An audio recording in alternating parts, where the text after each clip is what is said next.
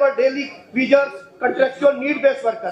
Sir यहाँ house के अंदर कमेटी तो बनी, ये जो जितने वर्कर्स हैं ये डिपार्टमेंट की बैकबोन है और जितने परमानेंट मुलाजिम थे वो रिटायर हो गए हैं। आज अगर इनको रेगुलराइज नहीं किया गया तो डिपार्टमेंट खाली हो जाएंगे। मेरी सरकार से अपील है कि जिस तरीके से उन्होंने एजुकेशन डिपार्टमेंट में सीपी वर्कर को रेगुलराइज किया, इसी तरीके से पीएचई जल शक्ति डिपार्टमेंट के मंत्री साहब जहां हैं वो भी ये प्रोसेस को इनिशिएट करें ताकि वहां उनको रेगुलराइज किया जाए। सर डिस्क्रिमिनेशन की बात हुई कि जम्मू के साथ डिस्क्रिमिनेशन हुई। सर डिस्क्रिमिनेशन अगर जम्मू के साथ किसी ने की तो वो केंद्र सरकार, मोदी सरकार ने की, क्योंकि फ्लड जम्मू में आया था। प्रधानमंत्री जी को चुनाव में भाषण देने के लिए टाइम है, लेकिन जम्मू में आने के लिए उनके पास स्पॉट समय नहीं है। हमारे कोलीग महराज मलिक साहब अभी भी हाउस में हर बार बात उठती है, लेकिन सर अगर वो हमारा कोलीग है, आज अगर उनको पीएस से लगाया सिर्फ इस वजह से क्योंकि वो यहाँ आवाज उठाते थे, लेकिन उनको अंदर मैं सरकार से अपील करता हूँ कि उनको मौका हो गया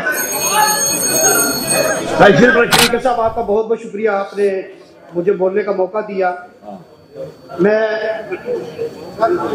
सरकार का ध्यान जो हमारा रिसेंट फ्लड हुआ और जिसमें काफी तबाही हुई और मकान गिर गए, फसलें बर्बाद हो गई, और उसमें आज भी हमारी कॉन्स्टिट्यूएंसी के लोग जो हैं कच्चे घर पे गिर गए हैं, वो टेंट में रह रहे हैं और उनको कुछ लोगों को रिलीफ मिला लेकिन ज्यादा लोगों को रिलीफ नहीं मिला। मैं यहाँ सरकार से कहूंगा कि जल्द से जल्द कोई रिलीफ पैकेज वो अनाउंस करे और लोगों को राहत देने का काम करे।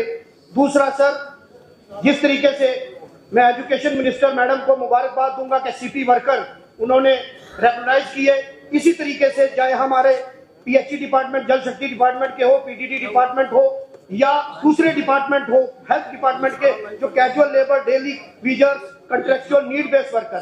सर यहाँ हाउस के अंदर कमेटी तो बनी, ये जो जितने वर्कर्स हैं ये डिपार्टमेंट की बैकबोन है और जितने परमानेंट मुलाजिम थे वो रिटायर हो गए हैं।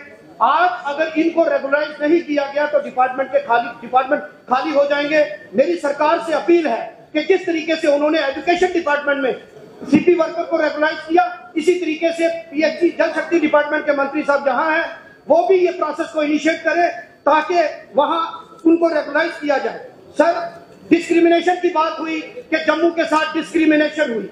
सर डिस्क्रिमिनेशन अगर जम्मू के साथ किसी ने की तो वो केंद्र सरकार, मोदी सरकार ने की, क्योंकि फ्लड जम्मू में आया था। प्रधानमंत्री जी को चुनाव में भाषण देने के लिए टाइम है, लेकिन जम्मू में आने के लिए उनके पास स्पॉट समय नहीं है। अगर उन्हें रिलीफ करने के लिए चाहिए सर मेरी कॉन्स्टिट्यूएंसी में मेरी कॉन्स्टिट्यूएंसी में अगर प्रधानमंत्री जी पैकेज अनाउंस करते, वो कहते हैं प्रधानमंत्री जी पैकेज अनाउंस करेंगे। कब पैकेज अनाउंस करेंगे? जब हमारे लोग खत्म हो जाएंगे तब पैकेज अनाउंस करेंगे। सर एक और चीज मैं आपके जराए सरकार के नोटिस में लाना चाहता हूं।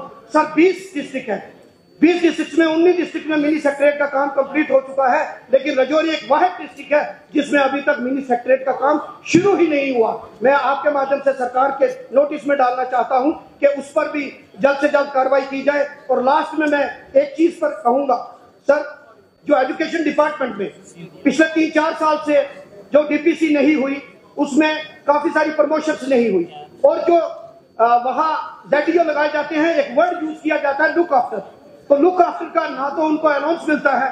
मेरी एजुकेशन मिनिस्टर मैडम से रिक्वेस्ट है कि लुक आफ्टर वर्ड हटाया जाए और उसमें आप क्योंकि वो काम कर रहे हैं तो उसको परमानेंट उनको मौका मिलना चाहिए और उनको अनाउंस भी मिलना चाहिए। सर लास्ट में हमारे कोलीग महराज मलिक साहब अभी भी हाउस में हर बार बात उठती है, लेकिन सर अगर वो हमारा कोलीग है, आज अगर उनको पीएस से लगाया सिर्फ इस वजह से क्योंकि वो यहाँ आवाज उठाते थे, लेकिन उनको अंदर मैं सरकार से अपील करता हूँ कि उनको मौका हो गया तहसील रखिए ना, हो गया आपका, हो गया।